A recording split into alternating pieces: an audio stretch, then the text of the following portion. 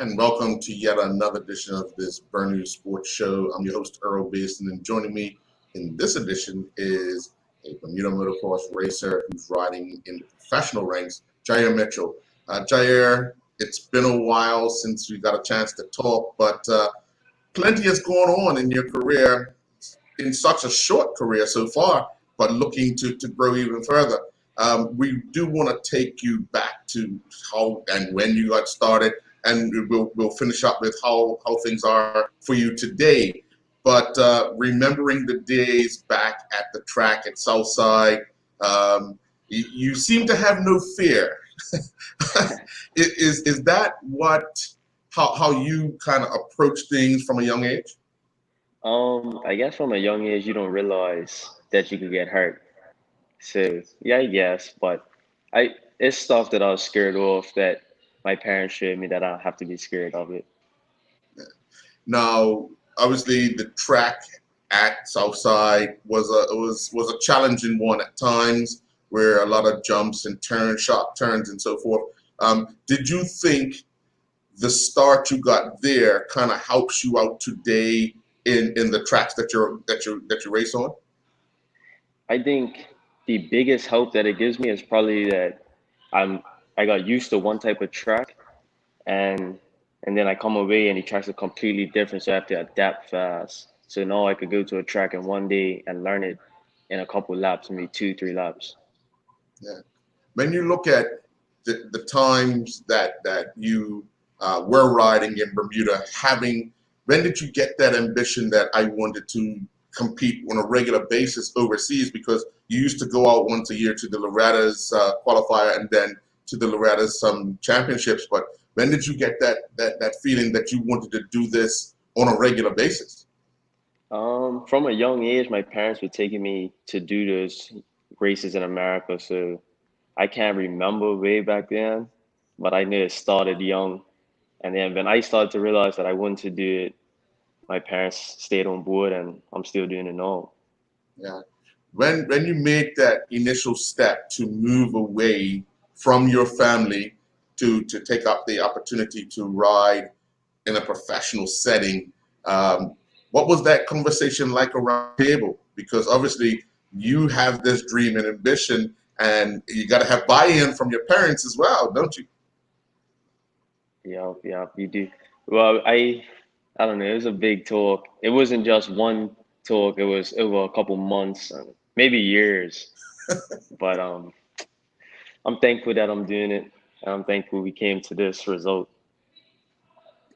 When you look at some of the things that you've been through in that professional arena, take us through that first competition when you arrived away, and how things materialized for you in that first week in an event, if Like, you can remember. so I came over here and I done Loretta's on in B class, 450B, and I got second out of I think 1,000 people try and 42 got to make it, and I got second. So it started out good, and I don't know, it's still good, still working on it. Right. What would you consider like big challenges for you in the different classes? Because you do ride different classes Right. and different tracks. What do you consider being your biggest challenge? I would say the biggest challenge is probably the bike. So the class I'm racing on pro is everybody's on a faster bike. It's like they have factory support. So, for instance, Yamaha gives them a factory motor from Japan that's a lot faster than what a regular person could go out and buy. Or suspension's a lot better than a regular person could go buy. So the bike's a big thing. Yeah. Now, obviously, you're still able to keep up at times with them, matching skill for skill, although they have a better more better equipment. How do you think that works out in your favor for you? Because you know you're not got that same equipment, but you're right there at times. Right. I think it's a confidence thing. It's like you going on a mountain bike and your friend going out on a racer, and you keep up. You know, if you had that bike, you could do a lot better. So it's confidence. And I think if I do, or when I do get the opportunity to ride one of those bikes, I know I could do what I'm supposed to do. Yeah. Take us through what it's like when you're because a lot of times there's been times that you're raced indoor on a created track and then outdoor on a natural track. What is the difference between the two? I say the difference is like you're inside a stadium, so it's tight, and it's a lot of people in a small area. So it almost feels like the lights on you, like everybody's watching you. Outdoors is faster, hills, jumps. I it's different things that I like about it, but outdoors is a little easier for me because I came from Bermuda. That's what we race.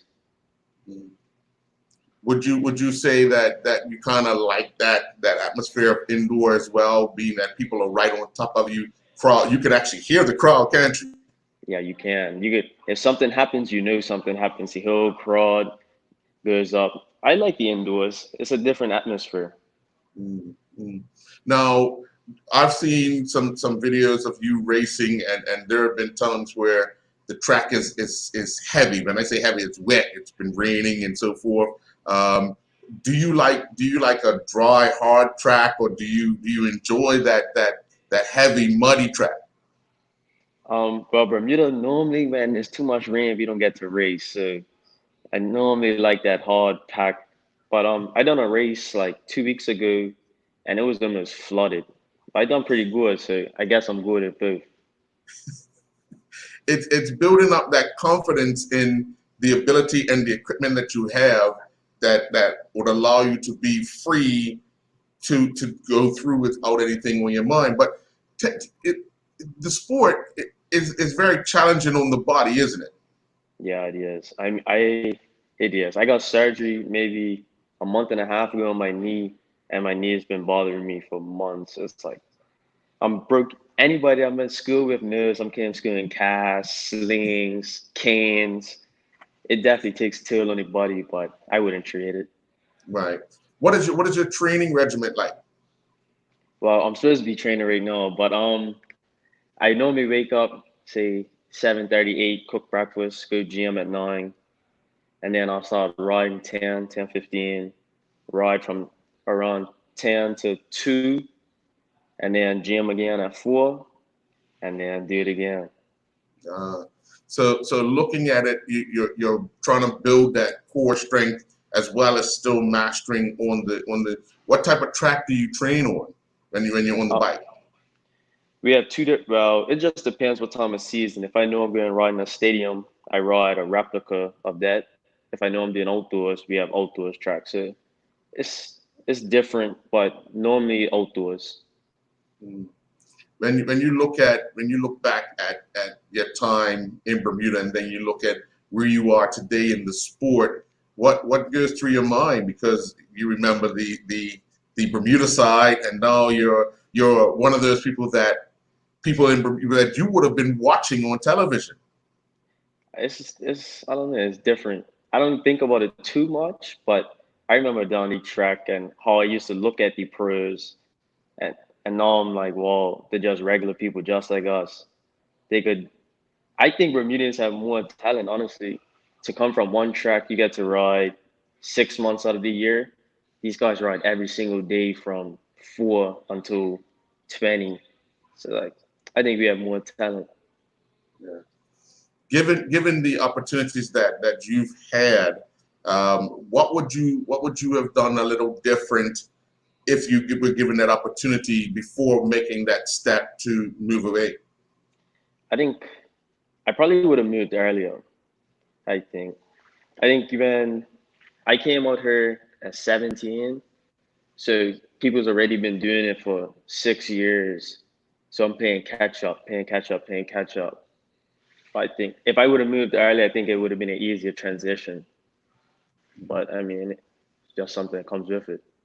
Now you've had a lot of support from the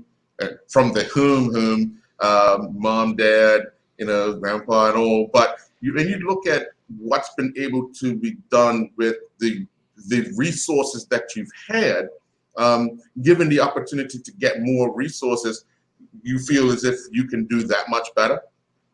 Yeah, I think so. I mean, everything helps. Imagine if I had the suspension they had or the motor they had. I'm just riding a stock bike right now. So like the bike you go buy out the store and then get the suspension set up for my weight and I race against full factory mod bikes. So I think so, but I'm not complaining that I don't have it either because I have a good opportunity. Right. Now, obviously, you have a mechanic that is very close to you that can much do whatever he needs to do to get you up and running. How much does that help you and give you the confidence that he's been with you doing this forever and ever?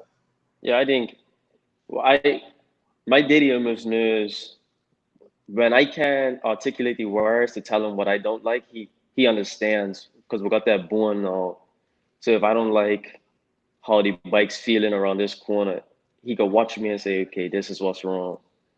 Or you're not doing this right. It's not the bike. So it gives me confidence of he knows what he's doing and he trusts me and I trust him. Yeah. When you've gone through those low points, obviously when you get injured, it's kind of low, it's depressing because you look out there and see everybody else riding while you're either in a sling or, like you said, in a cast of Right. some sort. But how do you get through those challenges when you're injured and you can't physically ride? I haven't been through an injury that says, you know what, I don't want to do this no more. It's always like, well, I can't wait to get this cast, or I can't wait to get off these crutches, or whatever it is.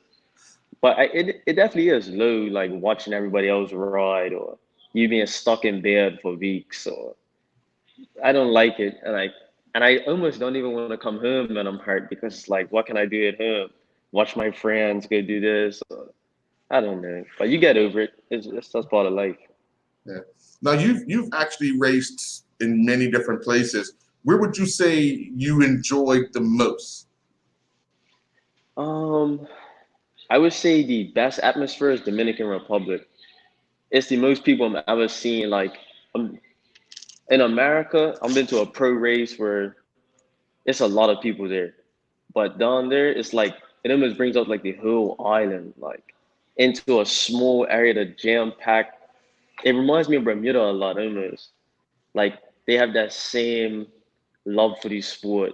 They're swinging over the fence, shouting at you, air horns. It literally makes me feel like I'm back home racing. Mm. Now, and you done well there, didn't you? Yeah, I done pretty good. I won a couple races. My bike broke in the last race, so I didn't win the Right. overall, but I was the fastest there. Yeah. Now, and I'm glad you reminded me because I was going to bring that up. The fact that your bike broke. It didn't break down. It broke. Yeah. So I've been It to would Dominican Republic like 4 times, and all 4 times my bike's broke. I don't know. something about the place, isn't it? Yeah, I don't know. Yeah. It is what it is. Or the rider rides it too hard. What would you think? I think it's a bit of both. I'll say Yeah. that. You've also had a chance to do a season. I believe you were doing a circuit in Canada. hmm So I For done Canada last year. I tore some tendons in my elbow in the beginning of the year, so I missed majority of it, and then finished it out. So my goal this year is to do. I'm a race in 3 weeks, and then I'm gonna race up in Canada again because COVID's got everything canceled in America. Right, right. And what's the season up in Canada look like? How They long? honestly don't even know yet. I just know they'll put out the first 5 races, and then everything else is to be announced. Oh, okay, okay. So the times that you've had off, obviously everything's been locked down. What have you been doing? What has your regiment been to ensure that you stay COVID free, but you still stay in some shape? Right. So I think I hurt my knee about 3 years ago, and I've just been dealing with it. So since I couldn't ride, I got surgery on my knee, got it fixed back to normal, and then we have a gym here, so I've been going gym still, and now I'm back riding for maybe the last 3 weeks, 4 weeks. So that competition you done in 2 weeks ago, That was off of what, 2 weeks of training, a week of training? No, I rode one time before I went up there. I wasn't even going to race. I took my friend up there to race, help him out, and bought a bike and said, "Why not?" And you end up finishing second? I won. I won 4 out of 6 races. Right. The other 2 I went down is real muddy, but it's all right. Yeah. Now, talk us through the challenges of going down, because if you're in the front of the pack and you go down, it's very difficult to get back onto the pack, isn't it? Yeah, it's almost like, I'll give you an example. In that mud race, I was leading. I went down. I got stuck in the mud. So maybe 6, 5 people passed me. So now you're stuck behind them in mud. Your goggles are all muddy. It's just hard to make moves in the mud, I think. Mm. And of course, people don't realize how difficult and dangerous it could be when you got something you're behind someone. Obviously, the mud's flowing in your face and all. Right. When do I clear it off? What can I see? Do I stay behind? What do I do? But how does one manage that? Because obviously you can't stop, wipe the goggles. You got to be still racing in race mode and still try to do what you can to try and get past them to get back to the front. It's almost like you have to understand where you're faster or significantly faster. And then, okay, I'm fast in this corner. So you sit back, and then you pass them fast. So you don't get too muddy, because that mud gets stuck to your goggles, and then it's like you can't see nothing. It gets all smudged, and so you just have to be smart with it. Right. When do you learn where you're fast on each? Because each track is different, Right. and the conditions make it a little different as well. So when you're doing your practice racing, that's where you're trying to work out where your bike accelerates the best and so forth. Right. So in practice, you could try different lines. Say, okay, if somebody's in the inside, I could go outside. Okay, that works. Or even in the race, if you're behind somebody for a lap, you could figure out where you're fast and then go from there and try to pass. Right. So when obviously you don't you in Bermuda, you were really fast for your age. You handled your bike well and so forth, and then you had your I wouldn't call him your baby brother. He's not so baby anymore, is No, not say baby, no, he's taller than me. he? He was always challenging in different classes, but how much of that drive did he like push on you and you push on him to make sure that you guys stayed at the front of your classes, Right. when you're home? I think it's brotherly teasing. If he wins and I don't win, I'm gonna hear about it for a week or 2 weeks until the next race. Or if I jump something, he don't jump something, he has to hear about it. So we were pushing each other with and didn't even know we was pushing each other. It's just how we are. Right. Now he's taking a turn for a different sport, another love of another sport of his love, obviously football. I guess you had to hear about how he helped Devin Chakotay get promoted and so forth, and Oh my! what he's going to be looking forward to do in this season coming up. So, how are you handling that? I had to come back and play football. I had to bring the boots out just for him to understand. But no, I think I hear about it from my friends, him, my family. Oh, Sanaa just scored a goal again. Oh, he scored a goal again. But he likes it, and obviously as a baller, scored a couple goals. I don't think Right. he has me still. Now, I know, and your biggest fan is obviously your mom, and she takes great pleasure in whenever you're out there doing what you're doing, and even when Sanaj is doing what he's doing, she kind of wears it on the sleeve. Having that mom support, what does it mean for you?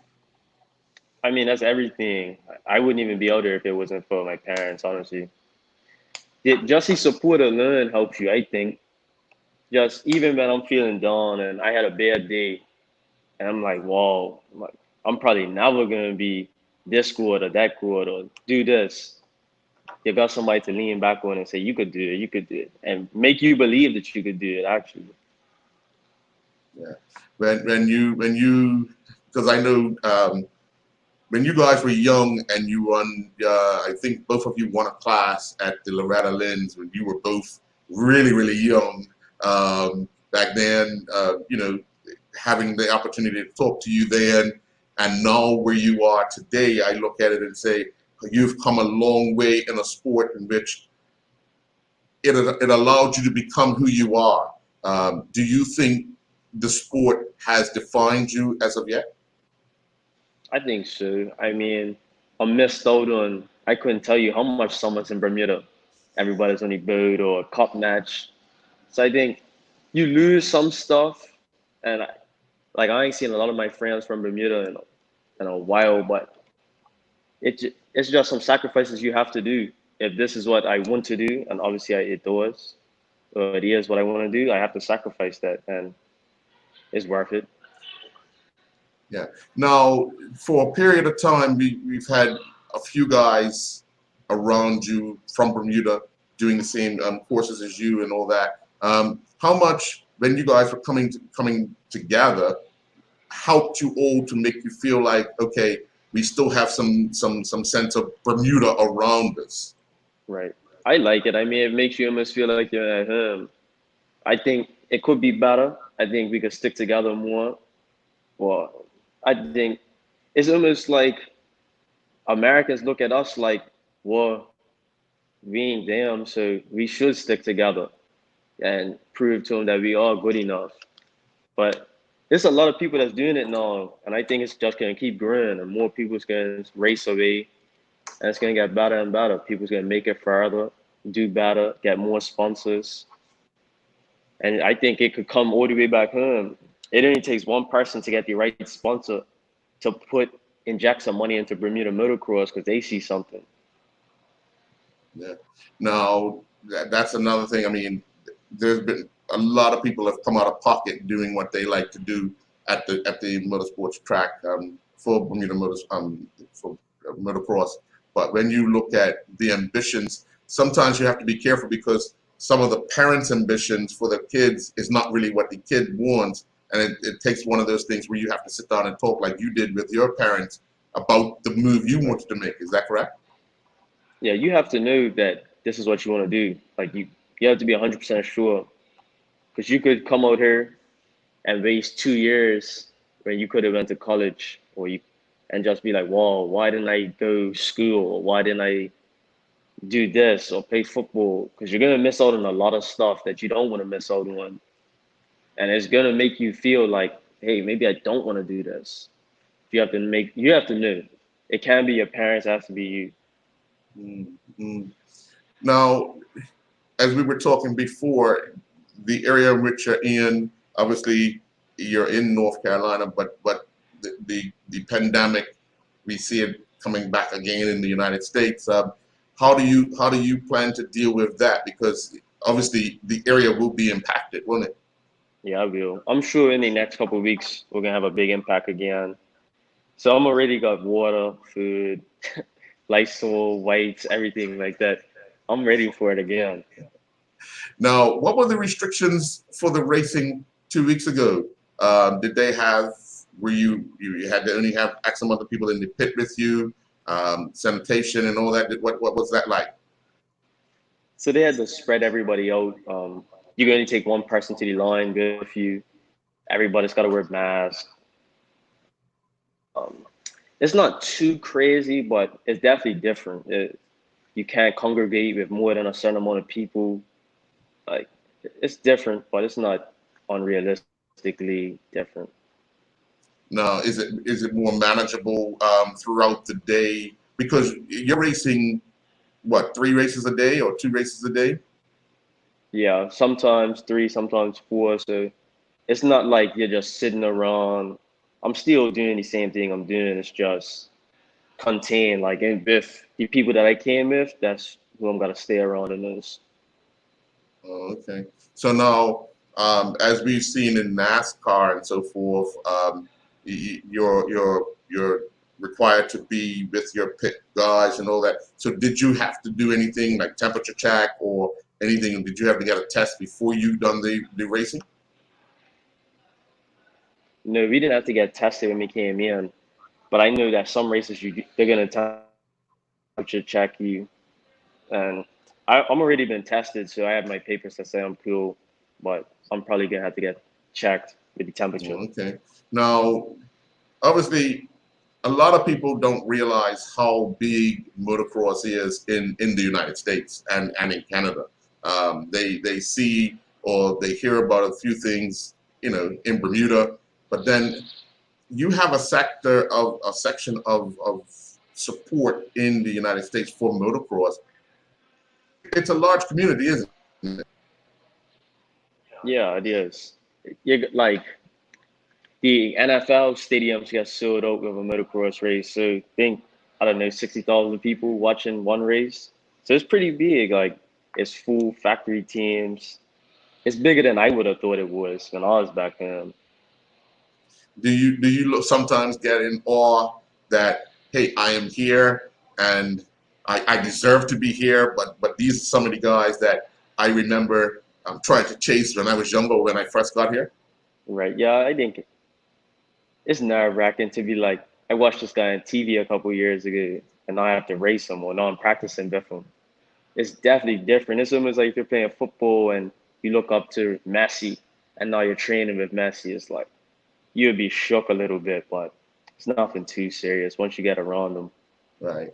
Now, the fact that you're able to beat some of these guys that are on much better quality equipment, does that make you understand that your ability and skill has gotten you the edge over a lot of these guys? I think so, but that don't do it. You have to consistently put in these results. It can't be a one-off and then he beats you. You have to beat him over and over and over for them to take a risk on you. Because Americans want Americans to win, Canadians want Canadians to win. It's just how it is. But if you Yeah. could prove that you could do it consistently, they're gonna have to help you. Well, we want to wish you all the best for the remainder of this year. I know there's going to be some challenges, obviously, getting to events, getting to participate in events, and you're going up to Canada to do that series as well. So we'll keep a check on you and see how you're making out. All the best. Hopefully the All knee right. gets better real quick and you're up and about. All right, thank you, thank you. I just want to thank VT Construction, M&M Construction, Just Shirts, Mailboxes, Edit Speed, my parents and my grandparents. I wouldn't even be doing this without them. So I have to say thank you. No problem at all. And again, thank you to the sponsors who have helped you along the way and to where you are today. So we look forward to them continue to help you be successful. All right? Definitely. Thank you. Okay. Well, folks, that's another edition of Burn News Sports. I'm your host, Earl Baston. Do enjoy the rest of your day.